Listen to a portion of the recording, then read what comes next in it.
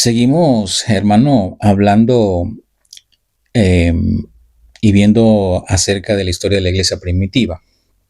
Y nos habíamos quedado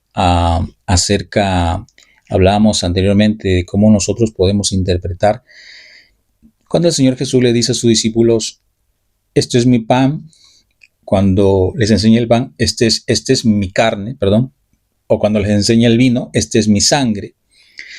¿Será que el Señor Jesús les estaba enseñando de una manera literal que eso era su carne? No, era algo simbólico, obviamente, ¿no? Hemos dicho que si no conocemos la cultura, cómo es la cultura judía y cómo se expresaban o qué era lo que pensaban, recordemos que en el diario vivir de los judíos, pues aplicaban muchas simbologías, mucho simbolismo, muchas metáforas. Y nos quedamos en el libro de Juan, capítulo 6 y versículos 49, donde vamos a demostrar aquí, hermano, las simbologías que se utilizaban para expresar verdades espirituales acerca del reino de Dios. Juan, capítulo 6 y versículo 49. Dice así, vuestros padres comieron en el maná, dice, vuestros padres comieron el maná en el desierto y murieron. Aquí está hablando acerca del Antiguo Testamento. Cuando el pueblo de Israel estuvo divagando por el desierto 40 años, el Señor Dios les sustentó y les dio maná, les dio de comer en el desierto. Pero aún así, murieron. Este es el pan que descendió del cielo, para que el que coma de él no muera. Mira lo que dice aquí el Señor Jesús. Yo soy el pan vivo que descendió del cielo. Si alguno come de este pan, vivirá para siempre. Y el pan que yo también daré por la vida del mundo es mi carne. Ahora, aquí hacemos una pregunta. Cuando el Señor Jesús dice, yo soy el pan vivo que descendió del cielo, ¿está hablando de una manera literal? Recordemos que aquí el Señor Jesús está hablando a los discípulos y a mucha gente que le escuchaba. Obviamente estaban también los judíos, estaban también, hermanos, los fariseos. Estaba, de hecho, en el templo dando una cátedra y todos les estaban escuchando. Y les estaba diciendo, vuestros padres comieron el maná en el desierto y murieron. Sí, murieron. Murieron por sus rebeldías. Murieron porque muchos de ellos se rebelaron y le dieron la espalda a Dios. Pero mira cómo es lo que el Señor Jesús les quiere transmitir y enseñar. Y les dice, este es el pan que descendió del cielo. ¿De quién se está hablando? Se está refiriendo al mismo. Para que el que coma de él no muera. Y mira lo que dice en el 51. Yo soy el pan vivo. Dice, yo soy el pan vivo que descendió del cielo. Si alguno come de este pan, vivirá para siempre. Y el pan que yo también daré por la vida del mundo es mi carne. Ahora, ¿de qué se está refiriendo aquí? Mire que el Señor hace una analogía. En primer lugar, está utilizando una simbología, una metáfora, para referirse al sacrificio que iba a hacer Él en la cruz del Calvario. Porque el pan simboliza o representa su carne y el vino representa la sangre que iba a derramar en la cruz del Calvario, y ese sacrificio iba a servir para que todos nos acerquemos a Él y para que todos nos arrepintamos y creyéramos en Él y tuviéramos vida eterna. Entonces, el comer o el aceptar ese sacrificio es eso. ¿Aceptar qué cosa? El sacrificio de Cristo para remisión de nuestros pecados. Jesús le dice, yo soy el verdadero pan. Yo soy el pan vivo que descendió del cielo. Si alguno come de este pan, vivirá para siempre, y el pan que yo también les daré por la vida del mundo es mi carne. No está hablando otra cosa que el sacrificio que Él iba a hacer en la cruz del Calvario. Solamente por citar un ejemplo de simbologías. Vamos a seguir viendo otra simbología más que vemos en la Biblia. Por cierto, hermano, hay muchos ejemplos, hay innumerables ejemplos en la Biblia con respecto a estas simbologías. Solamente citaremos unas cuantas por motivo de tiempo. Mi único deseo es hacer entender al lector o al oidor de este vídeo es la manera como los judíos hablaban. Y aquí el Señor Jesús utilizaba muchas simbologías. Otra simbología que nosotros vemos en la Escritura, Juan capítulo 1, versículo 29, dice así: al día siguiente vio a Jesús que venía hacia él. ¿Quién vio a Jesús que venía hacia él? Aquí está hablando de Juan el Bautista. Juan capítulo 1, versículo 29. Juan el Bautista ve que a lo lejos viene el Señor Jesús. Dice, y al día siguiente vio a Jesús que venía hacia él y dijo, ¿qué dijo Juan el Bautista? He ahí el Cordero de Dios que quita el pecado del mundo. Pregunto, ¿era un cordero literal que estaba ahí? No, no era un cordero literal. Pero Juan el Bautista utilizó un simbolismo para referirse a quién, a Jesús como el verdadero cordero, como el verdadero sacrificio.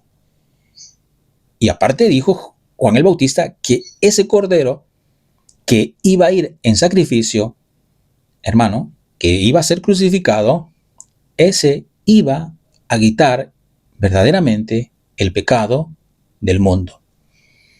Entonces, se está dando cuenta la simbología que nosotros vemos en la Escritura. Está un Juan el Bautista, está con sus discípulos. Juan el Bautista tenía sus discípulos, tenía sus seguidores. Y estaba ahí multitudes, porque Juan el Bautista bautizaba. Y ve venir a Jesús a lo lejos. Y delante de sus discípulos, y los que estaban ahí, dice, he ahí el Cordero de Dios. Estaba dando el reconocimiento. He ahí el Cordero de Dios. Obviamente, cuando la gente volteó y vio, obviamente, ellos sabían que no era un cordero, no era un animal de verdad. Estaba hablando de la persona del Señor Jesús. Y ellos entendían, y nuevamente lo repito, lo entendían porque esa era su manera, su lingüística, su manera de hablar, mediante simbologías. Otro versículo, otro ejemplo. Juan capítulo 14, versículo 6. Juan capítulo 14, versículo 6 dice, Jesús le dijo, yo soy el camino. Jesús dijo, yo soy el camino, la verdad y la vida, y nadie viene al Padre si no es por mí. Ahora, ¿está hablando de un camino literal? No. No está hablando de un camino literal. Está hablando de una simbología. Lo que quiere decir el Señor Jesús aquí es que la única manera de poder nosotros llegar al Padre, hermano, es por medio de Él. No es por medio de Juan, no es por medio de Pepe, no es por medio de Camila, no es por medio de Natalia, no. El único mediador entre Dios y los hombres se llama Cristo Jesús. Por eso Jesús dijo, Él es el único camino. Yo soy el camino, la verdad y la vida. Punto. Y nadie va al Padre si no es por medio de Él. ¿Cómo?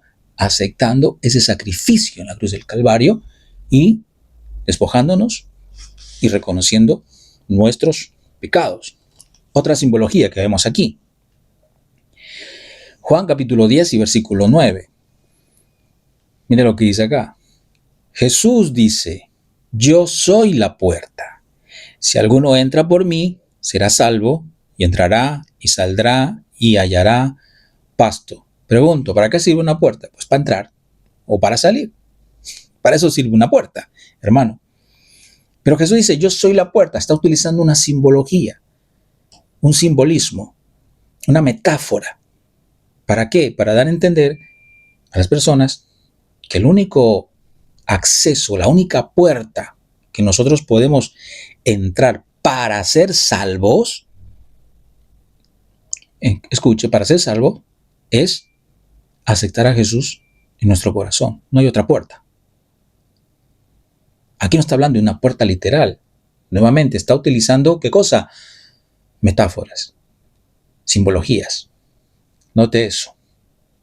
Vamos a citar otro ejemplo más. Apocalipsis capítulo 5, versículo 5. Entonces uno de los ancianos me dijo, no llores, mira, el león de la tribu de Judá, la raíz de David, ha vencido para abrir el libro y sus 7 sellos. Aquí está hablando de Juan, de la isla de Patmos, que tuvo una visión. Y uno de los ancianos en la visión le dice, no llores. Le dice a Juan, mira, el león de la tribu de Judá la raíz de David ha vencido para abrir el sello y sus 7 sellos. Ahora, ¿quién es el león de la tribu de Judá? ¿Quién es la raíz de David? ¿De quién se está hablando? De Jesús. Se está hablando de Jesús. Pero mira cómo Juan simboliza a la figura de Jesús como un león. Dice, el león de la tribu de Judá, la raíz de David, ha vencido para abrir el libro y sus 7 sellos. ¿Dónde venció el león de la tribu de Judá? ¿Dónde fue que venció a Satanás? Lo venció en la cruz del Calvario. Ahí lo venció. Cuando dio su vida por nuestros pecados y resucitó al tercer día. Ahí fue vencido el enemigo en la cruz del Calvario. Pero ¿ves cómo se está utilizando figuras simbólicas? No está hablando de cosas literales. Por eso el Señor Jesús también le dijo, mira, cuando le dijo a sus discípulos, esto es mi cuerpo, hablando del pan, y esto es mi sangre, hablando del vino, no estaba hablando de una manera literal, estaba hablando de una manera simbólica. Hermano, simbólica. Entonces, hermano, otros ejemplos. Vamos a ver aquí un ejemplo de hipérbole. Mateo capítulo 5, versículo 27 al 30. Habéis oído que se dijo, no cometerás adulterio, pero yo digo que todo el que mire a una mujer para codiciarla ya cometió adulterio con ella en su corazón. Y si tu ojo derecho te es ocasión de pecar, arráncalo y échalo de ti, porque te es mejor que se pierda uno de sus miembros y no todo tu cuerpo sea arrojado al infierno. Y si tu mano derecha te es ocasión de pecar, córtala y échala de ti, porque te es mejor que se pierda uno de tus miembros y no todo tu cuerpo vaya al infierno. Aquí vemos una figura muy importante que es la hipérbole. ¿Qué es la hipérbole? La hipérbole no es otra cosa que es una exageración. Se ha escuchado muchas veces cuando yo he dicho, te he dicho 30,000 veces que no vayas. No, yo nunca le he dicho 30,000 veces. Le habrá dicho 2 o 3 veces, pero ya estoy utilizando una hipérbole, una exageración. ¿Para qué se utiliza esa exageración? La hipérbole se utiliza para dar la importancia de lo que se está hablando en este texto. ¿Cuál es la importancia de lo que se está hablando en este texto? El adulterio. El adulterio, si tú no te arrepientes, pues te lleva a la condenación eterna. Aquí no está mandando el Señor Jesús arrancarse los ojos ni arrancarse las manos. Porque imagínate, si en ese tiempo hubiera sido un mandato eso, cuántos mancos y cuántos tuertos no hubiera habido.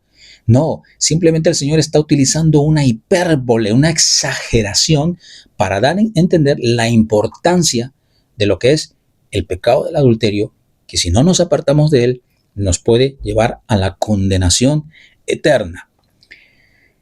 Y las parábolas, cuando vemos nosotros las parábolas, son otra forma de expresión lingüística, son narraciones cortas con una enseñanza moral y espiritual que utilizaban para ilustrar verdades sobre el reino de Dios de manera accesible. Por ejemplo, el reino de los cielos es semejante, el reino de los cielos es semejante a un hombre que estuvo, etcétera, etcétera, etcétera. Por ejemplo, vemos una de las parábolas, por ejemplo, el buen samaritano. Ilustra la importancia de amar al prójimo, incluso a los extraños. Así como Dios nos amó a todos nosotros, porque de tal manera Dios amó al mundo que dio su Hijo unigénito para que todo aquel que en él crea no se pierda, mas tengamos, que dice, vida eterna. La parábola del hijo pródigo narra el regreso de un hijo que malgastó su fortuna y cómo su padre lo recibe con gozo. Es la manera como Dios expresa su amor para con nosotros, que somos sus hijos. La oveja perdida, otra parábola muy bonita que enfatiza el valor de cada individuo ante los ojos de Dios, quien sale en busca de los descarriados. Vemos esa figura con la figura del Señor Jesús cuando vino a la tierra por nosotros. Otra de las parábolas que nosotros vemos es la semilla de la mostaza, que describe el crecimiento del reino de Dios de algo pequeño a algo grande y su expansión. Vemos cómo el evangelio se fue expandiendo hasta el día de hoy. Y así, hermano, vemos también la parábola del sembrador, que explica las distintas respuestas de las personas ante la palabra de Dios. No todo el mundo, hermano, tiene una expectativa, o no todo el mundo, hermano, tiene una respuesta positiva al mensaje de la palabra de Dios. Entonces, hermano, como vemos, el lenguaje judío es muy rico en expresiones, usando el simbolismo, las metáforas, las sombras y las figuras, y en su gran parte siempre haciendo, hermano, alusión o referencia a la figura principal y central en la persona de nuestro Señor Jesús.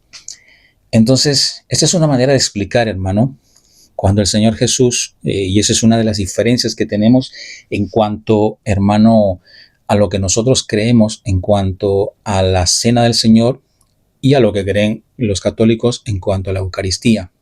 Por cierto, cuando ellos hablan de hostia, la Biblia no, bueno, hostia aquí en España significa otra cosa, y no estoy seguro si la hostia es como una pastilla blanca, no sé si tiene algún derivado del pan, pero la palabra hostia no aparece en la Biblia. Ese concepto aparece muchos años después para referirse al pan.